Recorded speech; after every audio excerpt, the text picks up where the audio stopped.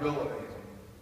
Remember I said when we started the day off, open yourself up, become vulnerable. Consider the possibility that no matter what you've done or how hard you've worked, you might see a better idea, which means maybe what we've done isn't good enough.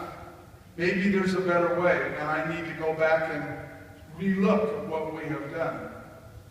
That's your willingness to do that and to consider the possibility that there is another way is being vulnerable.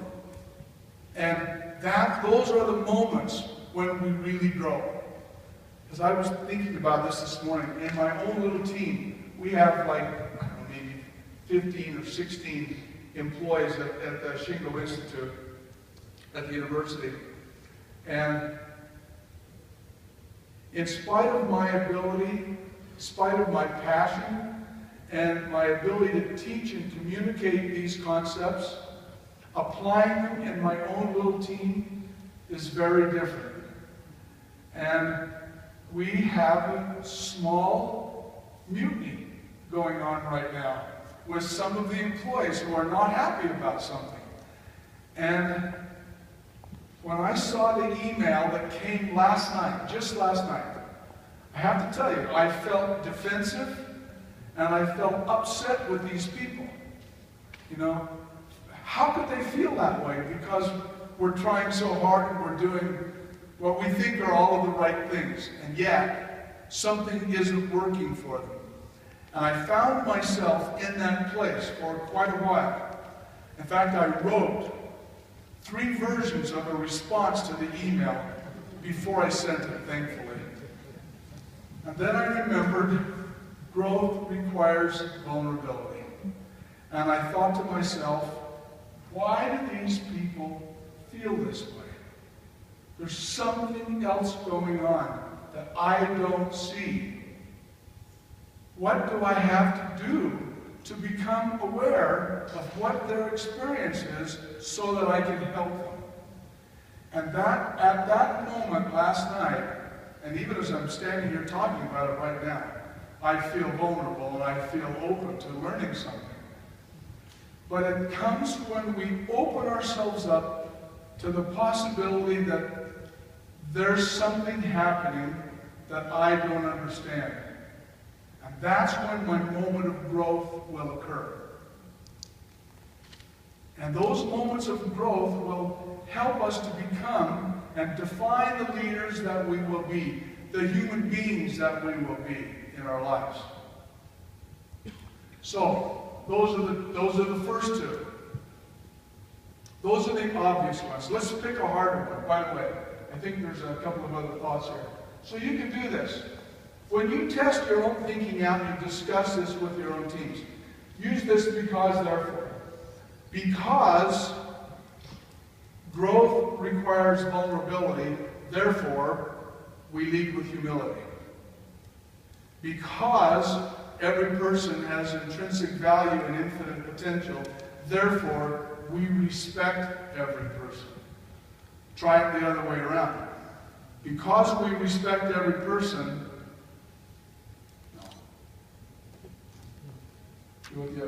conversely, the reason why I lead with humility, the reason why I respect people is because they all have intrinsic value and infinite potential. The reason we lead with humility is because growth requires vulnerability. So use that as a because, therefore relationship to help you get to the root, to understand more deeply the why behind the principle. Okay, so this is the way the top principles, we break this out now. Out of that top one comes these 10 guiding principles. These are the cultural enablers. But what we've discovered is we've tried to answer the why question behind all of these other 8 principles, these 5, those 2, and that 1. What we've discovered is that all of them, when you ask the why question, and you keep asking it 5 times until you get to the root, every single time you get to something about people. The fundamental truth behind all of these principles connect with people. Let's try one. Why would we seek perfection? What's the fundamental truth, you think, behind that principle? Seek perfection. A principle is an action. Seek perfection. Why would you seek perfection? Because why?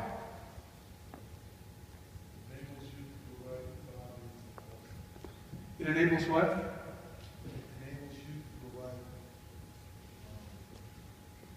value. Okay. It enables people to continue to give value. Okay, great. That's real, actually, it's very good. What else? Why else? We need to improve our work. We need to improve our work, of course. So, therefore, we seek perfection. Yes? It will eliminate imperfection. Say that one more time. It will eliminate imperfection. Because seeking perfection will eliminate imperfection. Very good. Inside, check this out, see if you agree with this. Inside of every person, there's an innate desire to make things better. You think that's a true statement?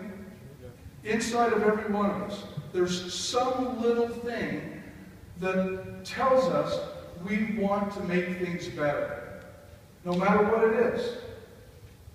And when we tap into that, when we understand that, and we believe that about every single person that works in our area, in our companies, what does it do? How does it affect the way I lead them? Can you see the difference? If in my mind I know they have infinite potential, intrinsic value, and something about them always wants to make things better, then if me as a leader find a way to reach in and unleash that desire inside of every person to make things better. That's why when you ask people to present their projects, they have these great big smiles on their face. The light is just radiating from their eyes because you switched on inside of them and you enabled their innate, their natural desire to make things better. And when they did, it affected their spirit. It changed them. And you see it in their eyes.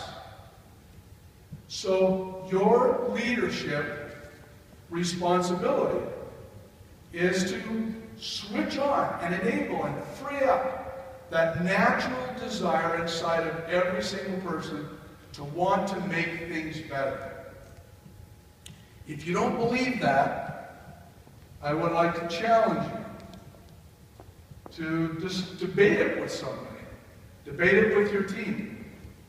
A lot of times people will say, well, they'll think of an example of somebody. In fact, we just had this discussion recently. You can always think of an example of somebody who just wants to come to work, put in their 8 hours and go home. I hear that all the time. But do you think that's the natural person? How does a person get to that spot? Isn't it conditioned? We condition people by putting them through a work situation that is unfulfilling, unrewarding, it's constraining, it's demeaning, it's disrespectful, even in little ways, until eventually you turn off the spark, you turn off the light, or somebody else has, and then they end up working in your organization. So your job is to turn on that natural spark that everyone has and help them to achieve that potential. So that's seek perfection. That's about people. It's about the inside of people. What about assure quality at the source? Why would we assure quality at the source? This one, when we got to this one, I thought for sure this is going to be some technical truth down below this principle. Why would we want to assure quality at the source? Because it's a place. Because why? That is a place. At the place? No, that is a place. Oh, that is the place. That's the place where it occurs. Okay? Okay? Good. The place is a technical thing. Why else? Why else would we assure quality at the source?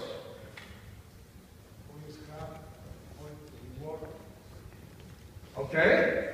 Okay? It's a way to say that one more time, Federico. Okay, great, great. It's a way to avoid the scrap and all the things that come with that. Those are technical things. What's the people connection? I'm trying to short circuit your 5 whys now. So, why is it important to a person to assure quality at the source? I think it creates a higher level of personal. Too high of a level? To have a personal satisfaction. Oh, great, thank you. There is deep personal satisfaction. And the satisfaction comes from doing what? Doing things right. So they have infinite potential, intrinsic value, a natural desire to make things right, to do things right, and great satisfaction that comes when you do it that way. These are principles that affect culture because they're about behaviors and about people. Let's pick one more. Flow. That's a little bit. So this is a really technical one. For sure, this one's going to be about JIT and about Kanbans. Why would we flow value? What's the deep personal human reason for that? Why would we want to flow value? Say it again. It's a cost driver. Okay? You're setting me up to. There's a good business technical reason. Because it is a cost driver, absolutely. That's also an effect. Why, from a human person point of view, a cultural, behavioral point of view, would someone want to be part of flowing value? Because why? My personal time. So, who wants to waste their time? Nobody. I don't want to. If handing this pointer to, I forgot your name. Salvador. If handing this pointer to Salvador is a value-added effort, but every time I do it, there's something in my way, I have to step around it. I'll do that once or twice. But if every time I do that, eventually I start to get frustrated, don't I? Because I know that that's a waste of my time, a waste of my energy, and he has to wait for it every time that I step around this thing. And something about me says, I don't want to waste my life, my time, my energy, and I want to maximize my service to Salvador. So, again, that's about flowing. Because waste is what? I know we have our 7 wastes. But in that definition, what's waste to me? Anything that prevents me from giving this to him in one continuous movement, no waste. Anything that prevents that is waste to me. It wastes my life. 1 second at a time, but add it up. It adds up to a big part of my life. Okay? So every one of these things, my challenge to you will be, to take the time to figure out, to think about deeply